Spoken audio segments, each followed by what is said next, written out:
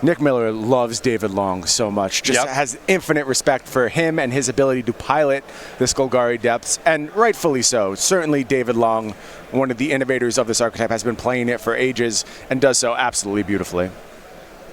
Yeah, and we've talked about some of the new cards, the changes coming to these decks.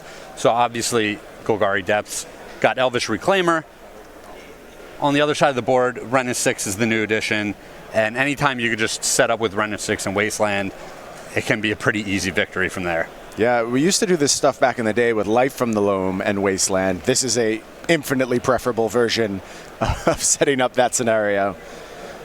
Powerful, proactive Planeswalker, game-winning ultimate, source of card advantage, source of cleaning up small creatures. It's an absurd Magic card, absolutely absurd.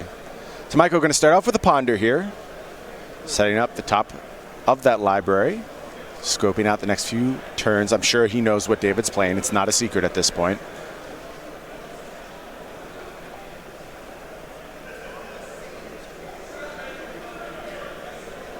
And we saw Oliver, I believe he took a Spell Pierce off of the Ponder there. I don't know the contents of Oliver's hand, but part of me, like he's not going to cast the Spell Pierce this turn. Right. So if it's a relevant card that he wants, it's very possible he should have buried it, unless he needs it to pitch the Force of Will or something like that. Could be the case. This could be a prime target for a Force of Will. Sylvan Library, old school card. Seeing cards like this just warms my heart. Sylvan Library sitting us alongside Mox Diamond. One of the things I love about Legacy is many of these cards I just opened in packs. I have my 4th edition Sylvan Library that I cracked. Here's Force of Will, pitching Spell Pierce. Craig, the Prophet, letting us know exactly what's coming. No Sylvan Library, and it makes sense. That's a difficult card advantage engine for Tamajko to beat. the templating on the old cards? Love it. You love it? Makes no sense. Explain to me how Sylvan Library works. You would have no idea if you just read the text on that version of Sylvan Library. Chains of Mephistopheles, another favorite of mine. Oh yeah, just so complicated. Once played a deck with both those cards in it. You don't want to use those in concert with each other. I'll tell you that right now. Wasteland for Tamajko, that's an important card to have on the battlefield. You want to just leave that Wasteland sitting there. It complicates all of David's setups. Slows down the pace of the game quite a bit. Here's a Brainstorm from Tamajko. Yeah, hard to Wasteland that Thespian stage, though. Absolutely. Generally, you're going to end up targeting the Dark Depths. That's why you don't see Tamajko just cash it in now. Of course, Thespian stage could turn itself into a basic.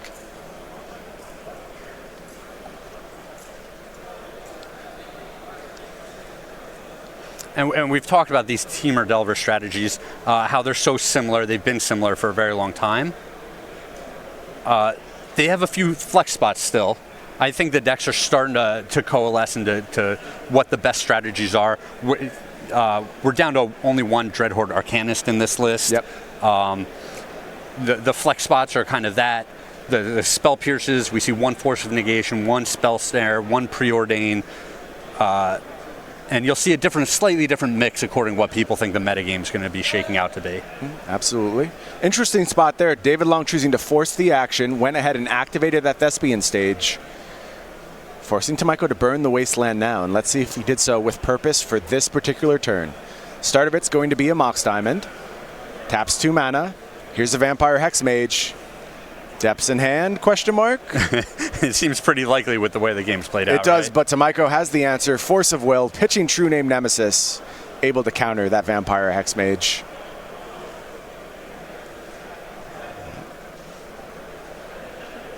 That sequence of events makes perfect sense given the way both players played the last couple turns. There is the Dark Depths, as we suspected. And David Long forced to just pass the turn back to Tamajko here. Tamajko's going to get the perfect Brainstorm. Go ahead and shuffle away the 2 cards that were placed there. Yeah, and the dream here is the Wrenn and 6, right? Absolutely. That might just be the end of the game, quite frankly. Got to watch David's match last round. Basically just insta-scoop to Wrenn and 6. Looping the Wasteland. Has a basic this time. Has 2 Moxes as well. So access to mana. Might stick it out a little bit longer, even with a Wrenn and 6 here. Force of Will to draw from Tamajko there. A lot of protection. No Wrenn and 6, just the fetch land. Passes the turn back to David Long.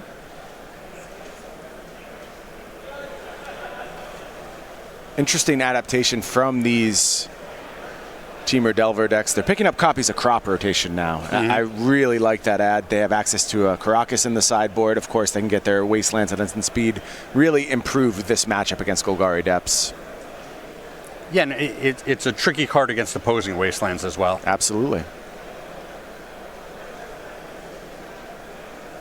This is always the funny point of these games where both players have expended so many resources trying to execute their plan or stop their opponent from executing their plan, and then you're almost in a point of draw go for several turns. Yeah, we're going to get to the slower portion of the game now. Ooh. Here is a Crop Rotation, though. Not the slower portion Yeah, of the game. speeding things up quite a bit is David Long. And I like this. He's just going for it, not messing around. Gets the Thespian Stage. Tamajko had a Force of Will in hand, but did not have a second blue card. And we are going to make some copies. Thespian Stage is going to go off. There's a 2020 Jerry Thompson on the battlefield, and Tamajko says, yeah, that's good enough. Going to scoop him up, and David Long takes game one. And like you said, the Crop Rotation is just so efficient. 1 mana, complete whichever half of your combo you don't already have. It almost feels like there should be more Crop Rotation in this format. The card is just so powerful. And I actually think it's kind of a brilliantly designed Legacy card. I know it wasn't designed with that purpose. It almost locked into being a really good Legacy card. But with Force of Will in the format, the high risk reward of Crop Rotation is really, really a beautiful piece of the format at this point.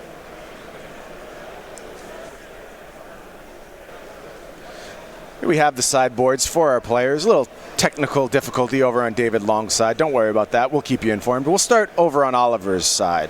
And Oliver has 1 Jace the Mind Sculptor, 2 Surgical Extraction, 1 Magmatic Sinkhole, 1 Submerge, 1 Force of Negation, 1 Dismember, 1 Abrade, 1 Ancient Grudge, 1 Pyroblast, 1 Red Elemental Blast, 1 Hydroblast, 1 Vapor Snag, 1 Crop Rotation, 1 Karakas. A lot of one-ofs in that sideboard, Craig. It makes sense why, though. You see so much of your deck with these Delver decks.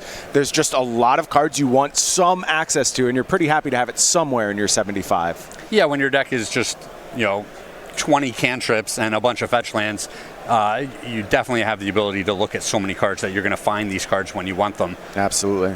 For this sideboarding in this matchup, the Teamer Delver decks generally end up playing a very control-ish role. They would like some early pressure on the board, but it's a lot of the mid-rangey stuff that they end up cutting from the deck. I wouldn't be surprised to see the Dreadhorde Arcanist get cut, the True Name Nemesis get cut, and the Lightning Bolts get cut, and then just add a whole bunch of these controlling elements. Jace the Mind Sculptor is good in longer, grindier games. It can bounce the 20/20 if it gets made on the opponent's turn. Karakas is obviously ridiculous in a matchup like this. You have the Crop Rotation to go get it. I like Ancient Grudge if you're worried about Pithing Needles coming out of the opponent's deck. A lot of times you see people side in the Ancient Grudge, and then it's easy to just shuffle it away if it's not a good card at that time. Submerge and Vapor Snag, again, very similar. Just got to answer that 20/20 if it comes down. If the 20/20 doesn't come down and the game goes long, it's a big edge for the Teamer deck anyway. And then Surgical Extraction, I like that card a lot as well. You listed a lot of cards there, Craig. Yep. But I think that's exactly reflective of what's happening in this matchup. I think these Teamer Delver players are starting to get very prepared for it. Yep. And they're starting to have a lot of reasonable options. Meanwhile, over on David Long's side, we are dealing with 2 Force of Vigors, 3 Plague Engineers, 3 Tarmogoyf. This is a big pickup. I want to talk a lot about that. 4 Hymn to Torok, and 3 Leyline of the Void. What are you looking to do if you're sitting in David's seat? So I think the Tarmogoyf is specifically for this matchup. It absolutely is. When the opposing deck decides to go all controlling, you bring in Tarmogoyf and you just windmill slam that puppy on turn 2, it's a big problem for them. It pressures Ren and 6 very well. It can just pressure their life total, and it goes to work quick. I like the Hymn to Torok in any grindy, control-ish matchup as well.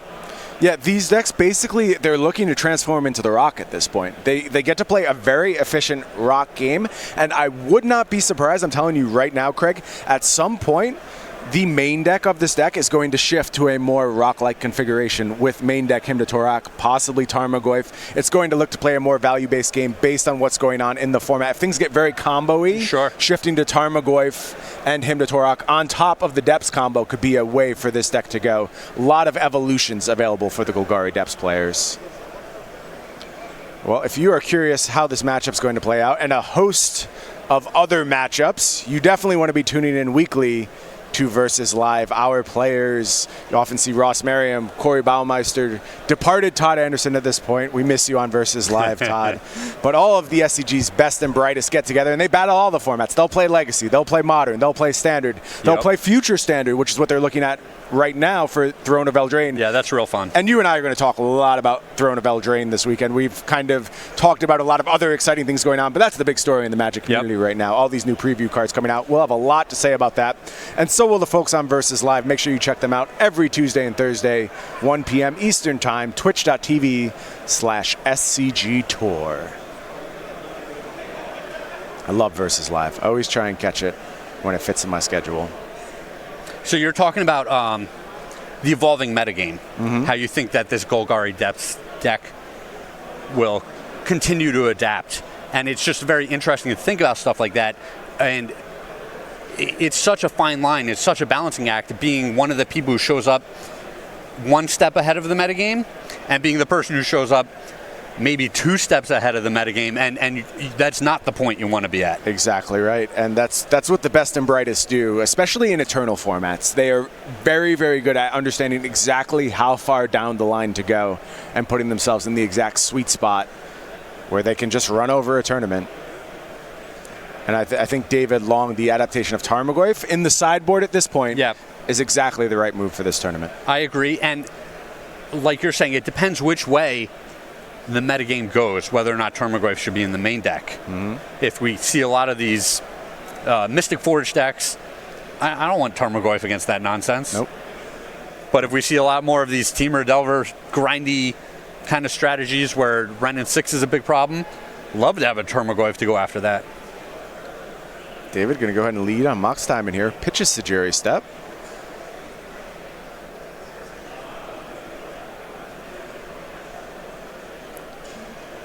Sure, there's more coming here. Ooh. Another Mox Diamond. Explosive start for the Depths deck. And talking about the evolution of Depths, if you go back 6 months or so, Depths was almost a pure combo deck. It played Lotus Petal.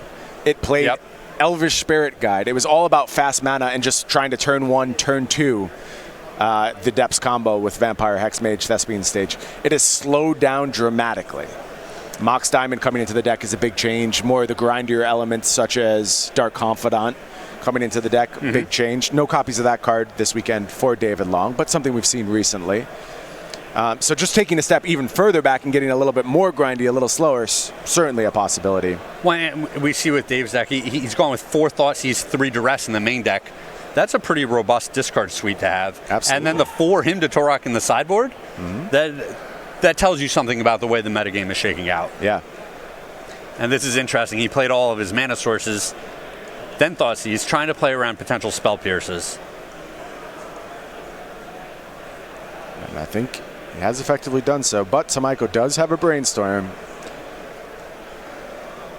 Going to use that to protect some of his best cards from discard. And there you see a crop rotation in Tamajko's hand. Move that to the front. See if that goes on top of the library, of course.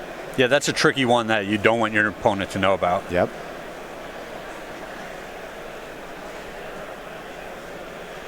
I think Tamajko's hand is very good right now and having a hard time deciding exactly what he needs to Too many good cards, right? Yeah. The Brainstorm has resolved, and we're going to go ahead and reveal. Did protect the crop rotation. I think he put crop rotation and Daze back on top of the library. Sure. Daze is an interesting one with 2 Mox Diamonds on the battlefield. Well, if the Daze is the second card down, he gets to shuffle it away with the fetch land. Yep. Gotcha. Perfect setup for Tamajko. One of the things Legacy players love, just setting up things like this, efficiently managing your resources, getting the cards you need for each situation. Yeah, Oliver has to be kind of happy with the way this game's shaking out. He's going to get the pressure on the board that he wants on turn 2. And even though he's tapped out and he doesn't have the force of will, he has the crop rotation as the insurance policy if something should go drastically wrong next turn. Yep, absolutely.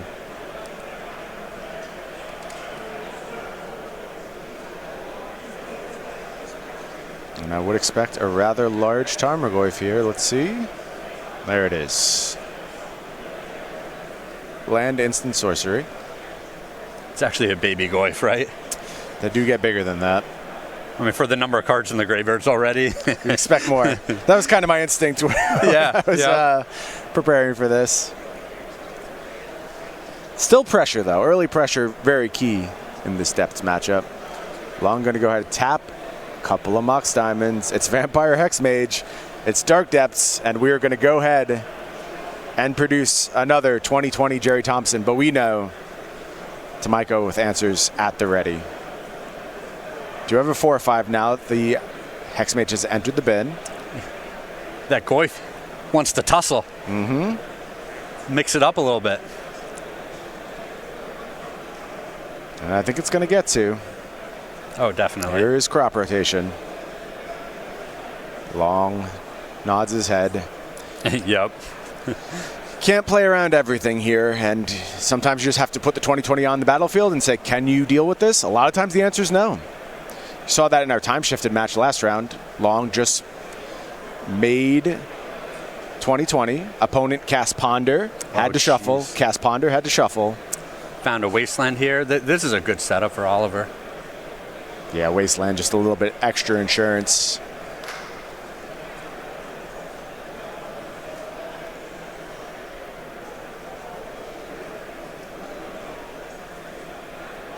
There goes the 2020. As you said, Goyf wants to rumble. Hi-ya! 4 points of damage. Get him. Turn heads back to David. Low on resources now. Going to have to put something together here. This deck can do it, for sure. But you got to play through that Caracas, too. And that's challenging. Yeah, with the clock on the board. 4 more points head David's way. Falls to 10. Tamajko go to go ahead, tap that Caracas for the second Goyf. And turn Thespian stage activation, I would assume targeting the Wasteland.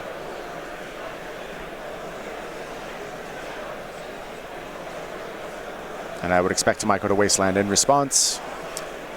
Yes. Yeah, you see plays like this. The Depths player is just forced to get that Wasteland off of the board. Yep. And with 2 Goyfs on the board, it's not like he could even wait, to try to position himself, potentially have a crop rotation or something. No, it's just too much pressure.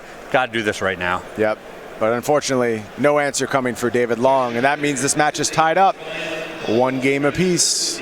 Tamajko and Long. So we didn't see any Tarmogoyfs there. I have a very strong feeling they are in the deck, though. Out of long side. Yes. I assume that is the plan here.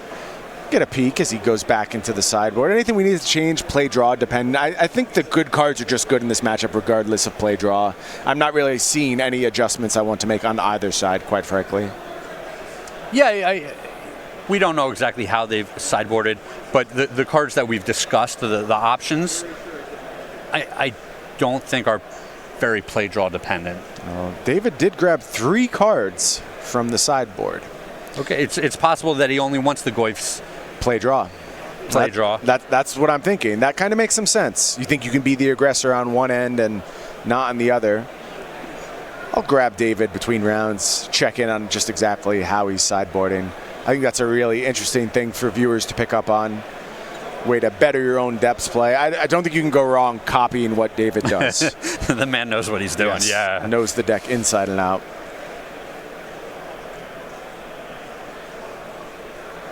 Certainly a legacy master. Only reason maybe David isn't a more familiar face on the SCG Tour is that just so proficient at this format. It feels like every time we're playing legacy, he's in our top 8s. Yep. Modern, standard play, maybe trailing a little bit behind, but David just an all-around good Magic player.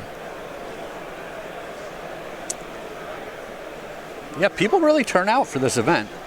Absolutely. Well, we talked a bunch about how embedded the legacy scene is here, and it's getting harder and harder to come across these legacy cards. They're getting more and more expensive, but the people who love the format, it's a huge part of their Magic identity. It means so much to them, and I feel that entirely. Like I said, you grow attached to these cards that in some cases you've owned for 20 plus years, and you just love the opportunity to get to use them. Yeah, there's so many things that I enjoy about formats like this. David Long is playing I believe it's the M20 Duress. Mm-hmm. Or whatever, maybe it was Ixalan Duress, yeah. Whatever it is, which is just the worst possible artwork. I mean, the picture doesn't make sense. It's a guy in a boat. Looks like he needs a drink pretty bad. He's thirsty. He's under duress. From what? Thirst. Have you ever almost died of thirst? Sure, but It's a when you're under duress-filled situation. no, when you're under duress, someone's trying to get something out of you. Usually, yes. That is classically how I would see it. What is the sun trying to get from you when you're? Your sweet, sweet H2O molecules. That's fair enough. So circling back, he gets to play his 5-cent terrible artwork dress, and I love it. Mm-hmm. And the one round he was taking like a foil Jace out of the opponent's hand. Right. You know, Right. that's the legacy scene to me. Some people show up with their alpha beta duels, and other people show up with, you know, their Ixalan commons. Yeah, just need a functional version of the card. They all do the same thing. But also, it speaks to the personality of the people. Right. A lot of people play certain basics because that's part of who they are. Yep. That's their favorite artwork. They met the artist. That's the lanes that were around when they started playing Magic, whatever the case may be. Yep. And I love that stuff about the game.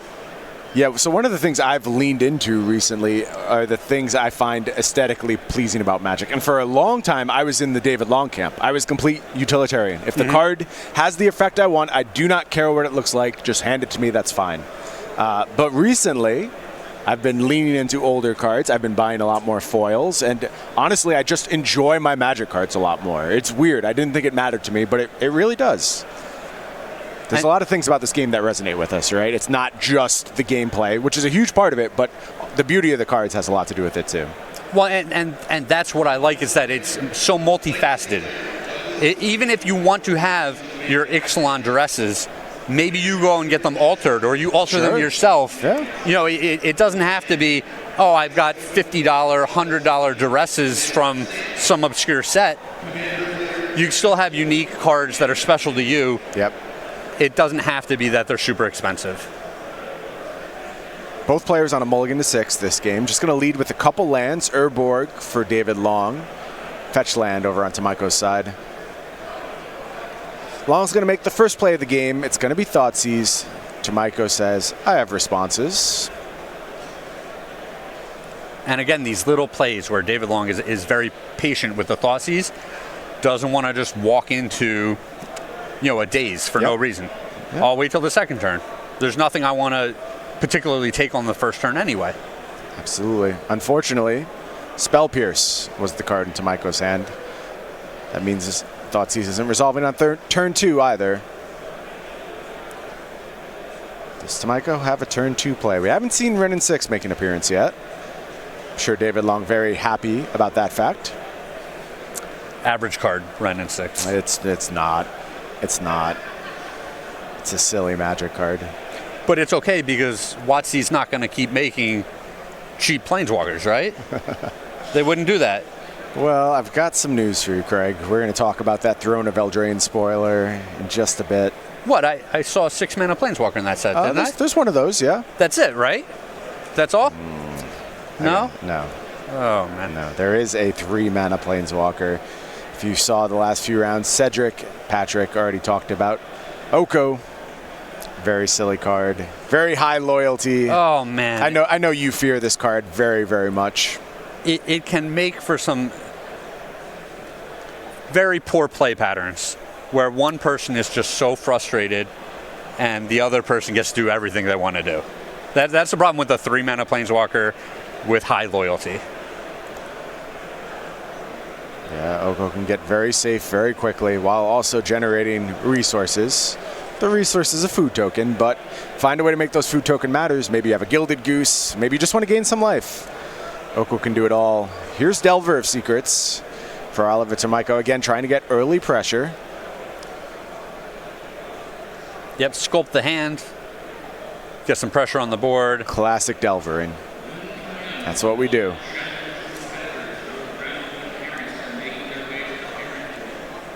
Long is going to go ahead and fetch here.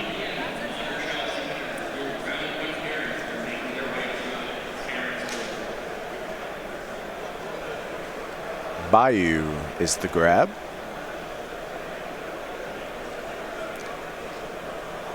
Looks like a signed Bayou there, so maybe David cares more about the aesthetics of his cards than we were giving him credit for. Or just only has a signed Bayou, who knows? Maybe it was cheaper than the other version. Probably a lot of those signed Bayous out there. Yeah.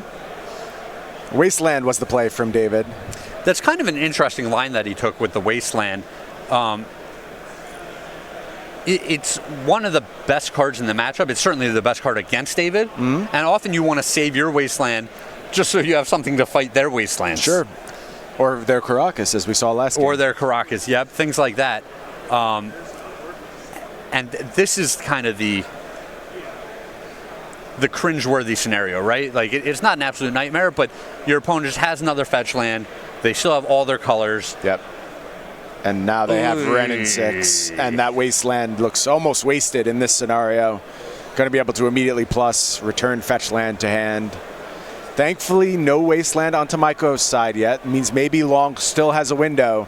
But having just burnt that Abrupt Decay, the window is tight. Something's got to happen very quickly for Long. I think I saw a green Sun Zenith as the draw there. Seeing more and more of that card in this archetype too. Can go get Sylvan Safekeeper, can get Elvish Reclaimer. Couple options there. Maybe Tarmogoyf? Who knows? Here's a fetch land from Long, gonna fall to 18.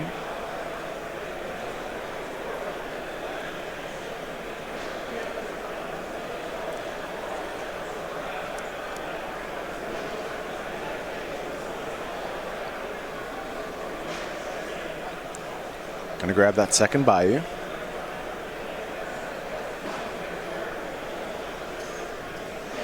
And this is gonna be Green Sun for 1. All right. We're gonna get a big Elvish Reclaimer. Yep. 3/4 is Elvish Reclaimer right now. We talked about this card at length. One of those new M20 prints.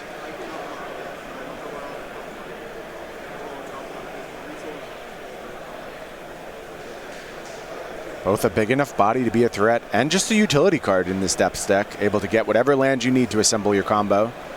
Yeah, it can block very effectively in early points in the game. It could potentially, pressure opposing planeswalkers as long as there's not a Goyf on the board. Yeah, and unfortunately that Goyf is going to be bigger than that Reclaimer. There you see Elvish Reclaimer up on our screen. Gets +2/2 as long as there are 3 or more land cards in your graveyard. 1 mana 3/4s aren't bad. How about a 1 mana 3/4 with upside? Sacrifice a land, search your library for a land card, put it onto the battlefield tapped. This card is destined for some big things, and I think there'll be a point where it gets some run in Modern as well. It's just really looking for a good land to find, but if I ever get to the point where I can sacrifice Flagstones of Troikar to Elvish Reclaimer, I will be a happy, happy individual. Sure, that's pretty grindy. Yep. That's a slower... Doesn't sound like Modern Magic, right? Yeah, that's taking the long way around, so to speak. I know. Especially the green-white deck in Modern has some hurdles to overcome. Absolutely. Especially with Urza running around, as it were. Absolutely. Craig, of course, big Urza fan, just took down a PTQ. Going to be playing Richmond? Are you invited to Richmond, or is it the next Richmond, MCQ? yep. Very nice. Excited. That's awesome. I will be down there in Richmond rooting for you 100%. Nice. Yeah, a lot of the coverage squad qualified for Richmond. Oh, I am not qualified, Craig. I'm completely washed at this point, but I will be there. No, I understand. But Cedric, I believe, picked up a qualification. Yep, absolutely. Ryan Overturf had that Grand Prix top 8. Correct. So, I mean, that's a pretty good representation from us here. A lot of the squad there. Turns out us old SCG guys occasionally know how to play some Magic. Very occasionally on my behalf, but a little bit more frequently for you. Well, David Long has... Combo assembled. We got to get some counters on the Dark Depths. Yeah. Well, they're going to be leaving pretty soon anyway, so... It's time for a Thespian stage activation. Long doing it on Tamajko's turn, looking to dodge a Wasteland. Tamajko takes a draw. Is there an answer for that 2020? Sometimes it's just good enough. Tamajko says it is, and that's going to do it. David Long takes down Oliver Tamajko 2-1. Oliver never able to find. I mean, that game was curtains if there was ever a wasteland at any point for Tamajko. Saw a lot of deck, pondered, had tons and tons of looks, just never found the key card, never found crop rotation. Well, and David, I think, is showing you exactly what you need to do with that deck. Yep. You know, it's not. He ran out his early discard, and then he just started jamming. Yep. Just got to do it, right? Like if the game goes longer, if he's trying to wait to draw a duress or a Thoughtseize, he's just giving Oliver that much more time, and Oliver has way more deck manipulation with all the blue cards in his deck. Yeah, I will just tell you straight up, one of the big differences I see about how David plays the deck, he goes for it more than other people. Put them to the test. And I think that's just 100%